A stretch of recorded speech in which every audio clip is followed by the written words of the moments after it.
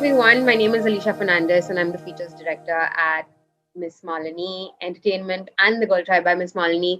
And today I'm here with Lokesh. We're going to be talking about male sexual abuse. So, hi everyone. I'm Lokesh Pawar and I'm a 23-year-old writer, professional writer, and I'm also a sexual abuse activist. The reason I think, why it's important to talk about such a topic is because we as a society have always been pushing out a conversation like this. We have not addressed it. I want to start off with just you sharing a little bit about what your childhood was like. I was, as a child, very loved. I'm the youngest in the entire family, even the extended family. So I think I was always the pampered one, the one that was most loved. I've grown up with parents that have an open mind. So we've always had conversations about, topics and issues that probably another family would not so easily have. So I was first abused at age 6, and it went on for the next 8 years. And and it was by a close relative. Uh, you know, you're a kid, and now in this context, I was 6. How on earth am I supposed to know that whatever that is happening with me is wrong?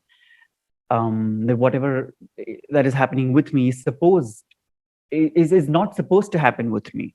Also, the fact that good touch and bad touch is a concept that needs to be taught to boys as well, and not just girls, because it happens across. It's regardless of who you are and what your gender is. Would you be willing to kind of share your earliest memory about your abuse? Yeah. So I remember the first time that I was abused, I was taken to a room. I was anally penetrated. I was orally sort of, exploited. And a lot of these things at that point, I wasn't aware of. I, I was just clueless. I was just going with the flow. Obviously, you were 6. Yeah. And the fact that this sort of got machined into a process. So every time the abuser would come, I knew exactly what was going to happen, but I never knew what I was supposed to do with that. And I remember I was also told multiple times at multiple stages, at multiple circumstances and situations that I should not be leaking this secret of ours. So I think, as common as this sounds and may seem, this is what happened with me as well. You mentioned that it became so like such a usual thing that you knew that it was a Correct. process. It starts with, this playfulness, of course, when they ask you to sit on your lap, when they ask you to, let's just take a round on the bike, and they make you sit ahead of them, and then, they try to do things. And certain small, instances that they're stepping towards the bigger act. They're laying the Right. ground to sort of then enter the room in complete darkness and do the bigger things that they want to do. You see? So it starts with small bits. It's that. When did you finally start speaking about it? I remember being in my 10th grade when I was 15. That was the first time ever I sort of took a step away from this to hop onto, and internet had boomed at that point of time. And I think then I thought, okay, let's make use of that. So I sort of logged onto Google and searched and sort of matched words here and there, um, and looked up on the internet that what is this. I sort of, because when you're in school, of course, you hear words like sex and all of that. So I did that, and I then later found out that this is exactly what is happening with me. However, when I researched, I'd hardly, let's just say, I hadn't read any pieces that spoke about male survivors. It only spoke of female survivors, and this is when I was 15, so which is a very, very long time ago. So a conversation like this wasn't a thing back then. So that understanding of, okay, this is happening with me, was also attached with this worry and doubt of, why is it only me, as because I'm a male? Why is it only me? Is it only me as a male that's going through this? What was your first conversation about it? And who did you kind of reach out to? And did they validate your experience? I started my research at 15, and I led the research for the next 4 years. So 4 years were only about me understanding and coming to terms with all of this. Of course, it wasn't like I did it for the first time and I understood and I was okay with it. No, it took me 4 years. come to terms, accept it for my own self, within myself, that this is what I had been through, and now stop it from happening. That was also another thing to do, because it hadn't stopped. The proposition was there; it was always there. So I started writing a poetry 3 years ago, and I wanted to share my story somehow. I started writing a book, but then I was in the next. I mean, I wrote 10 pages, and my story was over. So I felt like this is not going to be a book. It's too short.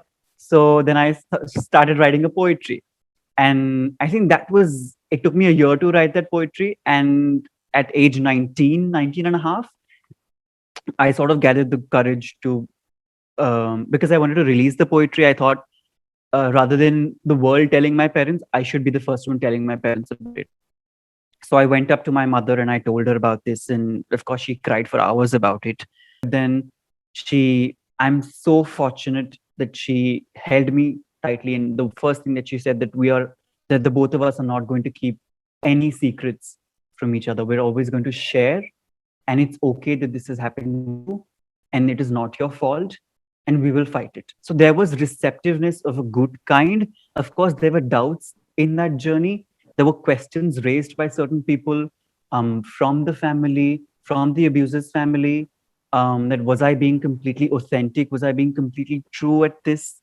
There were blames. There was victim blaming, of course. But I think the fact that my family stood with me and still is with me is why I'm able to talk about it as robustly and as strongly as I can. It doesn't negate your experience just because it happened to you when you were much younger, Right. and you're speaking about it now, right? So, A lot of this ignorance and sort of not believing has to do with the abuser being a part of the family. If you go by stats and data, 99 to 100% of child abuse cases, the abuser in all of these cases is someone from the family. It's one of the creepy uncles, it's one of the relatives, it's the grandfather, it's an own father sometimes. And that's the reason people tend to, because we live in a society that always talks about respecting people, elders, and having to build this cordial relationship with everybody and not sort of crossing that line. What in what world are you living if you don't want to cross a line where somebody's abused your kid? what was it that kept you from talking about it till you got so much older? There were a few attributes that I wanted to get rid of within myself.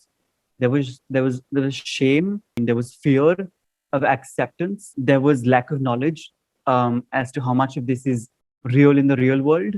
And there's this beautiful thing that I learned growing up, is that healing is absolutely necessary in cases like these, because if you do not heal, it's always going to come back to you and crawl into your own bed and harm you in ways that you cannot even think of. Extremely brave of you. I don't think a lot of people, even with wanting to do it or understanding it in a theoretical fashion, why it's necessary, have the guts and the gumption to talk about it. That is exactly. So I remember talking about this with somebody, I think 2 weeks ago, and I told them that my activism is all about me becoming that someone that I didn't have for a lot of other people. And I think to a certain extent, I am not going to say on a very larger scale, but to a certain extent, I've been able to do that. I think when I sort of reached 14, 15, 13, that was an age when I started, you know, talking to a lot of people in school and stuff about other things, about, general, generic Hmm. teenage life stuff. Yeah. And I realized that, the world out there is different than the world that I live in. Yeah. Um, and I had my own questions, of course, as to why And your me. reality was different. Yeah. Yeah, absolutely. My reality was different, but I didn't know any better. I didn't know how to get that life that the other kid is living. I Yeah. just didn't know. And I was Yeah. like, okay, I think I got to deal with it. This is it. This is how it is. How has this affected your kind of understanding or relationship with intimacy as an adult? Mhm. Luckily, fortunately, and I thank my education for this. I thank the kind of research that I've did. I think because of that, I was able to come to terms with it, that it has nothing to do with me, my life. This is history, and I need to fight the history and not my future.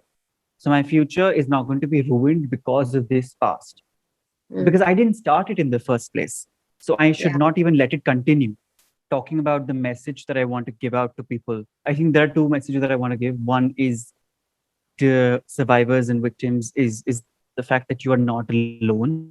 The fact that I am your story and you are my story.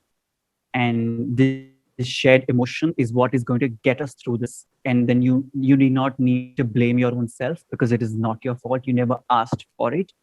Mm. Regardless of what the society says and punches you down with, your ability to stand against it is what matters.